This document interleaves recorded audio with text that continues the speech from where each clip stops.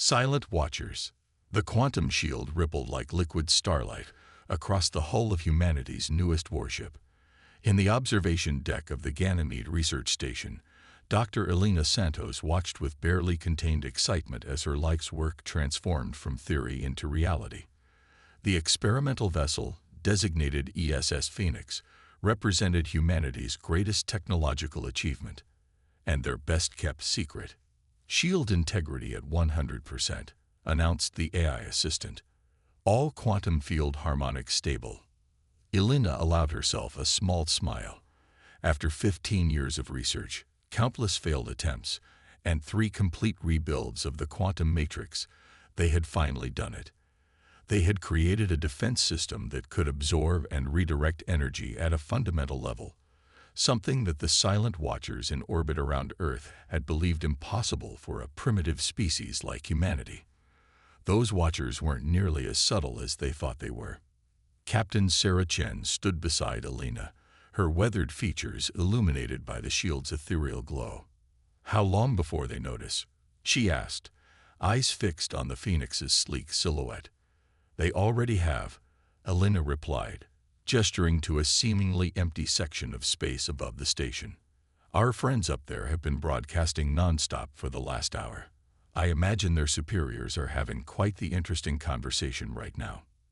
In fact, aboard the cloaked Hegemony observation post, First Observer Angstthal was facing the most difficult report of his career.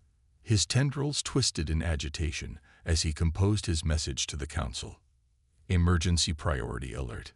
Humans have achieved quantum manipulation capabilities centuries ahead of projected development curve. They have successfully constructed a warship incorporating technologies previously thought theoretical, requesting immediate instructions. The response came faster than he expected. Maintain observation. Do not engage. Council convening emergency session. Back aboard the Phoenix, Captain Chen was conducting her first inspection of her new command. The ship's interior was a perfect blend of function and innovation. Clean lines and smart surfaces disguised the most advanced technology humanity had ever produced. The bridge, with its panoramic quantum glass viewport, felt more like a testament to human achievement than a warship's command center. "Walk me through the offensive capabilities," Chen requested as her executive officer. Commander David Okonjo fell into step beside her. "In addition to conventional plasma weapons, we have the Quantum Shield's energy redistribution system," David explained. "Essentially, any energy directed at us can be collected, amplified, and returned to sender. The more they hit us, the harder we can hit back." Chen nodded. It was exactly this kind of innovative thinking that had defined human progress. While other species focused on bigger guns or stronger armor, humanity had found a way to turn defense into offense. The ship's AI, dubbed ARI, Advanced Recursive Intelligence Assistant, chimed in through the ship's communications system. "Captain, I'm detecting increased quantum fluctuations from the Hegemony observation post. They appear to be receiving a large data transmission." In the grand meeting chamber of the Hegemony Council, the emergency session was in full swing. 12 of the most powerful beings in known space debated the implications of humanity's quantum breakthrough. "Impossible," thundered Councillor Zixtal, his crystalline form flashing with agitation. "No species has ever moved from primitive fission technology to quantum manipulation in less than 3 centuries. These humans have done it in less than 1. "The evidence is undeniable," countered Councillor Mira, her holographic form flickering as she projected from across the galaxy. "The question is not how they did it, but what we do about it." The debate raged on, but they were already too late. As the Council argued, the Phoenix was preparing for its first FTL test. The quantum drive hummed to life, creating ripples in space-time that sent the Hegemony sensors into chaos. Elena stood on the bridge alongside Captain Chen as the final preparations were made. "You understand," she said quietly. "Once we do this, there's no going back. They'll have to acknowledge us." Chen's expression was resolute. "They've been watching us like we're specimens in a zoo. It's time they learned that humanity is ready for more than observation. Quantum drives fooling up, Araya announced. Field coherence optimal. Ready for jump on your mark, Captain. Chen took a deep breath, feeling the weight of the moment. This wasn't just a test flight.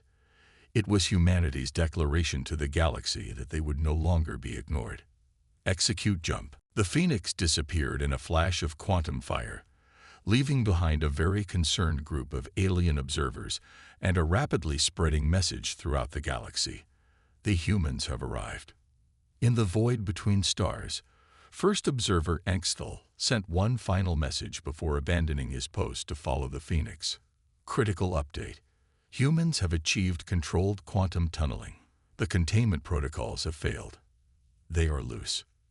The game had changed. The silent watchers weren't so silent anymore, and humanity was about to show the galaxy exactly what they were capable of. But in the darkness between the stars, something else was stirring. Something that would test the Phoenix and her crew to their absolute limits. The quantum ripples from their jump had attracted attention, and not all of it was friendly. As the Phoenix emerged from its first successful quantum jump, neither the crew nor their alien observers realized they had just triggered a chain of events that would reshape the balance of power in the galaxy forever. Captain Chen stood at her viewport, watching the unfamiliar stars wheel past. ARIA, begin recording ship's log. Project Phoenix, Day 1. We have successfully broken free of our watchers. Now we'll show them exactly what humanity can do.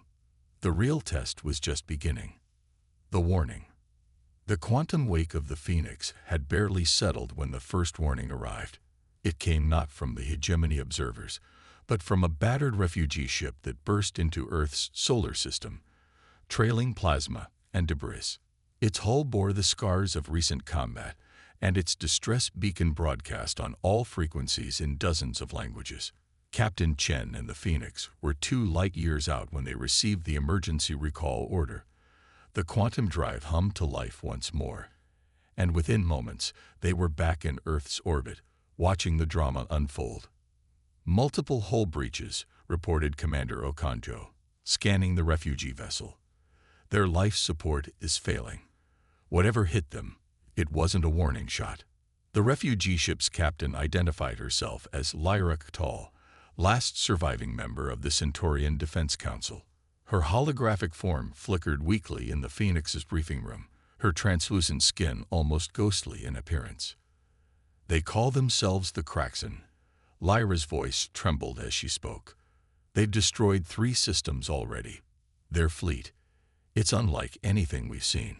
Thousands of ships, each capable of destroying a small moon. She paused, her form flickering. They're coming this way. Admiral Zhang of Earth's Defense Council leaned forward in his chair. Why tell us? The hegemony has been watching us for decades without intervention. Why warn a primitive species? Lyra's expression shifted to something like desperate hope. Because we've been watching too. Your quantum shield technology. It's the only thing that might stand a chance against their primary weapon. In the tense silence that followed, Dr. Santos pulled up the sensor data from Lyra's ship. Her eyes widened as she analyzed the weapon's signatures. The Kraxen are using controlled quantum collapse. They're literally turning our own space-time against us. She looked up, meeting Captain Chen's gaze. But our shields could potentially reflect it back. Chen finished. That's why you came to us. Lyra nodded. The Hegemony Council debates while worlds burn. We need action, not discussion. The Earth Defense Council chamber erupted in argument. Some advocated immediate intervention. Others insisted on isolation. The debate raged until Captain Chen stepped forward, her voice cutting through the chaos. The Phoenix was built for this, she declared. We've got the only ship in known space that might stand against their weapons. If we don't act now, Earth could be next. Admiral Zhang studied her for a long moment. You understand what you're proposing. The Phoenix is our only advanced ship. If you fail. If we fail, Earth will at least have time to prepare, Chen replied. But I don't intend to fail. The next 12 hours were a blur of activity.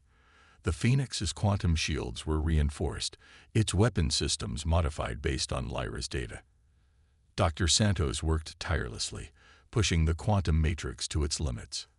"I've modified the shield harmonics," she explained to Chen as they prepared for departure. "In theory, we should be able to not only reflect their quantum collapse weapon, but redirect it. Every shot they fire will make us stronger." Commander Okonjo coordinated with Lyra, mapping the Kraxan fleet's projected course. "They're methodical," he noted, moving system by system, leaving nothing behind. At their current pace, they'll reach Earth in less than a month. As the Phoenix prepared to depart, the Hegemony observation post finally broke its silence. A transmission cut through all frequencies. "Human vessel Phoenix, you are ordered to stand down. The Hegemony Council has not authorized intervention." Captain Chen's response was brief. "We're not asking for authorization."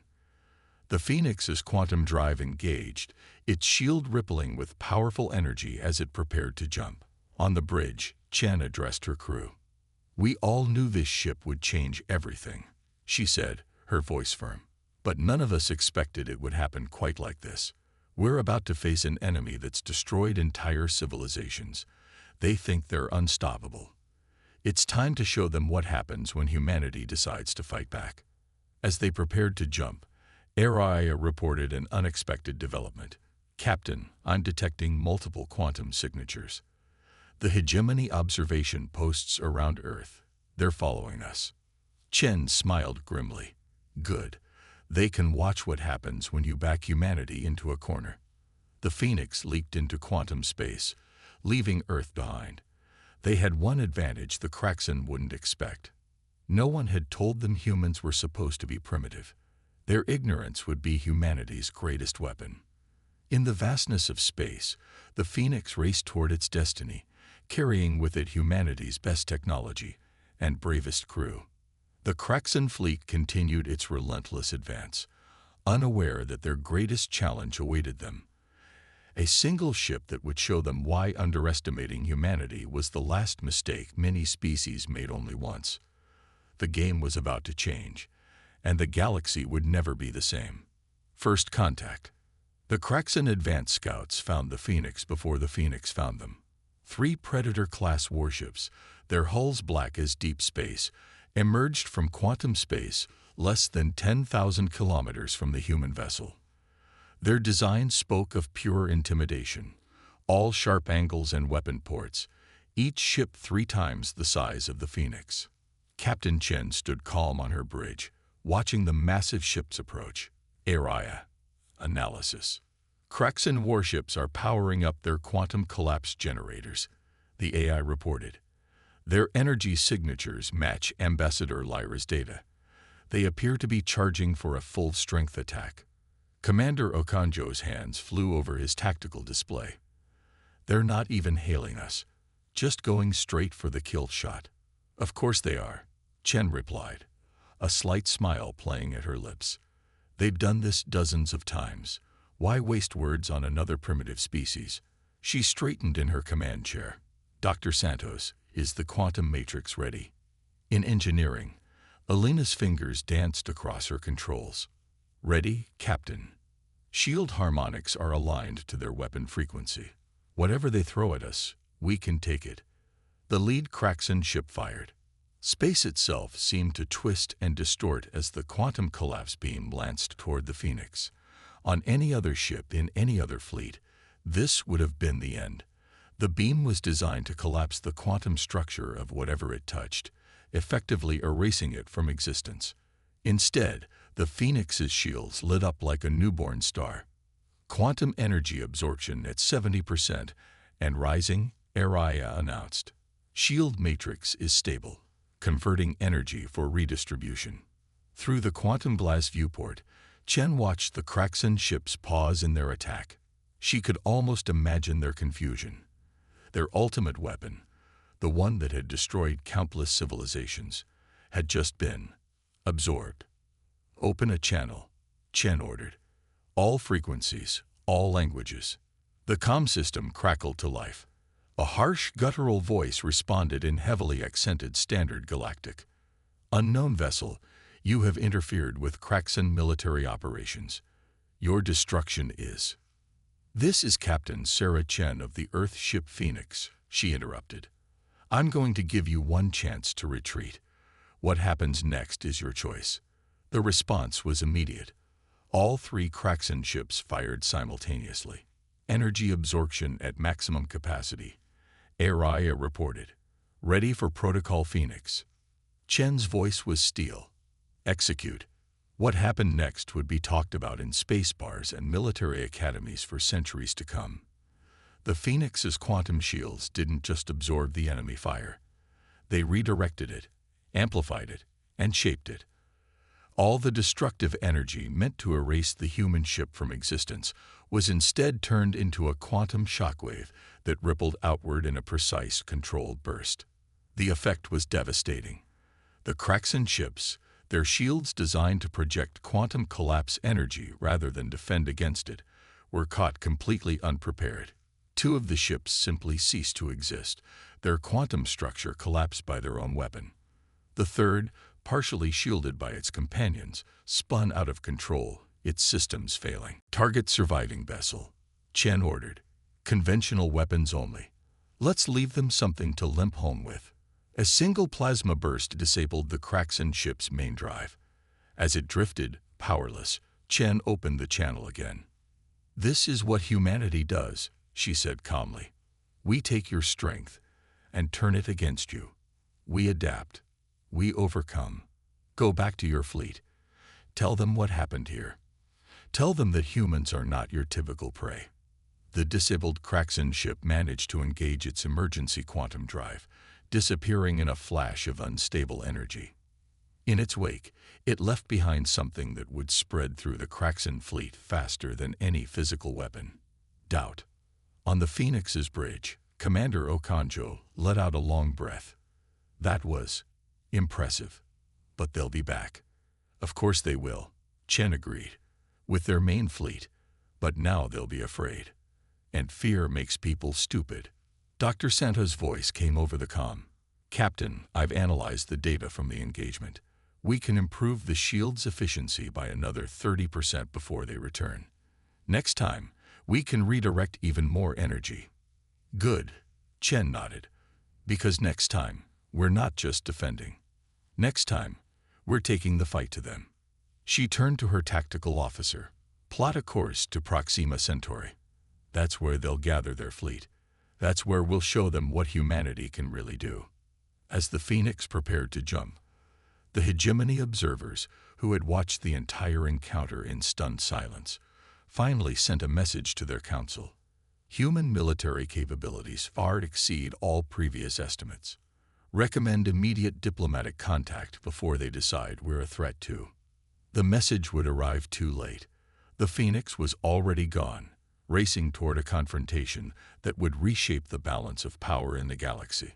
The Kraxan were about to learn a harsh lesson about humanity. Sometimes the most dangerous predator is the one that learns to turn your own teeth against you. The real war was about to begin. The Battle of Proxima. The Kraxan fleet gathered at Proxima Centauri like a storm of black daggers against the red dwarf's glow.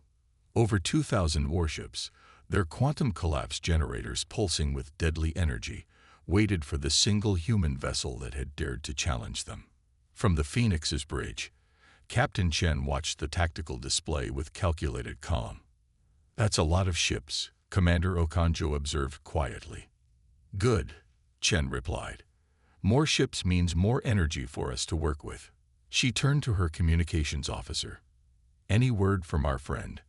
Ambassador Lyra's intelligence was correct. The officer reported. "The Kraxan fleet's command and control runs through their flagship. Take it out. And the rest will fall into chaos." Chen finished. She opened a channel to engineering. "Dr. Santos, is our little surprise ready?" Elena's voice came back confident. "The quantum resonance cascade is primed. We just need to get them to give us enough energy to trigger it." The Phoenix hung in space, seemingly vulnerable against the massive fleet. The Kraxan commander's voice boomed across all frequencies. Human vessel, your defiance ends here. Surrender now, and we will make your extinction quick. Chen's response was simple. Come and try. The Kraxan fleet moved as one, a wall of black ships advancing with predatory grace. Their quantum collapse beams lanced out simultaneously, enough destructive power to shatter a small moon. But the Phoenix was ready. Executing Phoenix Protocol Phase 2, Armada announced as the quantum shields flared to life. The energy absorption was beyond anything they'd achieved in testing, the shield matrix glowing like a captured star. Energy absorption at 300% of projected capacity, Elena reported, her voice tight with concentration. The matrix is holding, but barely. Chen's eyes narrowed. They're still holding back. Their flagship hasn't fired yet. Push forward. The Phoenix accelerated directly toward the heart of the Kraxan fleet, its shields absorbing volley after volley of quantum collapse energy. To the Kraxan, it must have looked like madness, a tiny ship charging into certain death. They didn't understand that this was exactly what humanity had planned for. Energy levels critical, Armada warned. Matrix stability at maximum strain. Now, Chen ordered. Full power to forward shields. Execute Phoenix Protocol Final Phase. What happened next would be remembered as the moment that changed warfare in the galaxy forever. The Phoenix didn't just redirect the absorbed energy. It channeled it through a quantum resonance cascade, multiplying its effect exponentially. The result was a focused beam of pure quantum destruction that cut through the Kraxan fleet like a scythe through wheat. Ships vanished by the dozens, their own energy turned against them in a devastating display of human ingenuity. The Kraxan flagship, realizing too late what was happening, finally fired its main weapon. It was exactly what Chen had been waiting for. Got you, she whispered. Armada, calculate firing solution. Return to sender. The Phoenix's shields caught the flagship's massive energy burst, and in a feat of quantum engineering that would be studied for centuries, reflected it back with perfect precision. The beam struck the flagship's quantum generator, creating a cascade failure that rippled through its command and control network. Across the battlefield, Kraxan ships suddenly lost coordination. Their formation broke apart as the central control that made them so deadly became their greatest weakness. Enemy fleet in disarray, Okonjo reported, unable to keep the awe from his voice. Their command structure is completely shattered. Chen opened a broad spectrum channel. This is Captain Chen of the Phoenix to all Kraxan vessels. Your flagship is destroyed. Your command network is broken. You have two choices, retreat, or be destroyed by your own weapons. Choose quickly. The response came in waves. First dozens, then hundreds of Kraxan ships engaging their quantum drives, fleeing the battlefield they had entered as predators only to leave as prey. As the last enemy ships disappeared, Shen finally allowed herself to relax slightly. Damage report. Shield matrix is fried, Elena reported. We won't be absorbing any more quantum beams today. But we did it. The Kraxan fleet is broken. The victory was more complete than they knew. Across the galaxy, the news spread rapidly. A single human ship had defeated the most feared fleet in known space. The Hegemony Council convened an emergency session, not to discuss containing humanity, but to open diplomatic relations before it was too late. The Phoenix hung in space above Proxima Centauri, its shields slowly cooling from their supernatural effort. The crew celebrated, but Captain Chen's mind was already on the future. They had shown the galaxy what humanity could do, and this was just the beginning. Armada, she said quietly, begin recording. The Phoenix Protocol was a success, but it's already obsolete. Time to start working on Mark II. After all, that was the true power of humanity, not just winning the current fight, but always preparing for the next one. The galaxy was about to learn it the hard way. A new dawn. 3 weeks after the Battle of Proxima, the Phoenix docked at Earth's newly constructed quantum space station. The ship's quantum shield matrix still bore the scars of its incredible victory, its surface rippling with residual energy, like the northern lights on a planetary scale. But the real changes were happening in the diplomatic sphere. Captain Chen stood in the station's grand conference chamber, watching representatives from 37 alien species file in for the first galactic concordat. The hegemony council members, once so dismissive of primitive humanity, now sat as equals rather than superiors. Quite a change from being their science experiment, isn't it? Dr. Santos remarked, joining Chen at the viewport. The engineer had become something of a legend among alien scientists, her quantum shield design revolutionizing their understanding of energy manipulation. "They're still underestimating us," Chen replied with a slight smile. "They think the Phoenix Protocol was our ultimate weapon. They don't understand it was just our first step." She was right. Even as the diplomats gathered, humanity's quantum shipyards were busy. The Phoenix had proven the concept. Now it was time for full production. But humanity had learned from history. They wouldn't repeat the mistakes of countless Earth empires that had relied solely on military might. Ambassador Lyra, now Earth's strongest alien ally, approached them. "The Kraxan representatives have arrived," she announced. "They're different than before." Indeed, the once mighty Kraxan Empire had undergone a radical transformation. Their defeat at Proxima had shattered more than their fleet. It had broken their entire warrior culture. The delegates who entered were not the proud conquerors of 3 weeks ago, but cautious diplomats eager to understand the race that had humbled them. Commander Okonjo, newly promoted to captain of Earth's second quantum ship, joined their observation. "Hard to believe they were going to wipe us out without a second thought. Now they're asking for technology sharing agreements." "Speaking of technology," Elena said, pulling up a holographic display, "wait until they see what we've done with their quantum collapse data. Turns out their weapon makes an excellent basis for faster-than-light communications.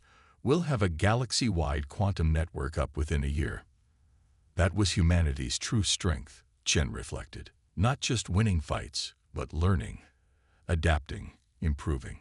Every challenge was an opportunity for growth. The formal ceremony began, marking humanity's official entry into galactic politics. But the real work was happening behind the scenes.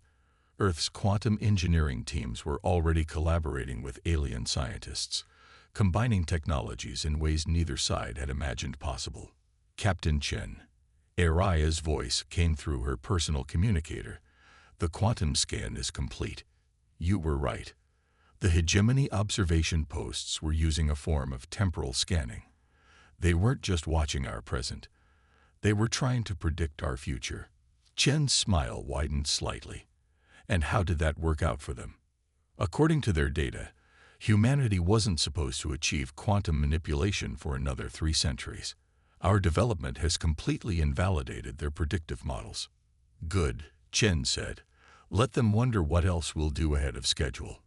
The diplomatic session continued, but Chen's mind was already on the future. The Phoenix Protocol had changed everything. But it wasn't just about military victory. It was proof that humanity could overcome any challenge, adapt to any situation, and turn apparent disadvantages into strengths. In the shipyards around Earth, the next generation of quantum ships was taking shape. Each incorporated lessons learned from the Phoenix, but also new innovations. Humanity wasn't content to rest on its laurels. They were already pushing boundaries, asking questions that made their new alien allies nervous. "You know what the best part is," Elena said, watching the proceedings. "They're all trying to figure out our secret. They think there must be some hidden reason for our success." "And what do you think our secret is?" Okonjo asked. Chen answered for her, "That we don't believe in limits. That every time someone tells us something's impossible, we take it as a challenge. That we never stop asking, what if?" As if to prove her point, a junior engineer rushed up with a tablet. "Dr. Santos, we've done it. The quantum resonance cascade can be modified for terraforming. We can literally remake worlds." The nearby alien delegates looked alarmed at this casual mention of planetary engineering. Chen couldn't help but laugh. They still didn't understand. This was just the beginning. The Phoenix hung in orbit above Earth, its battle scars a testament to humanity's first step into the galaxy. But it was no longer alone. New ships were rising, new technologies were emerging, and humanity was just getting started. In the years to come, the galaxy would learn what Earth had known for millennia. That humanity's greatest strength wasn't in their weapons or shields, but in their relentless drive to push beyond what others thought possible. The age of observation was over. The age of exploration had begun. And somewhere in the vast darkness between the stars, Captain Chen knew the next challenge was waiting. When it came, humanity would be ready. They always were.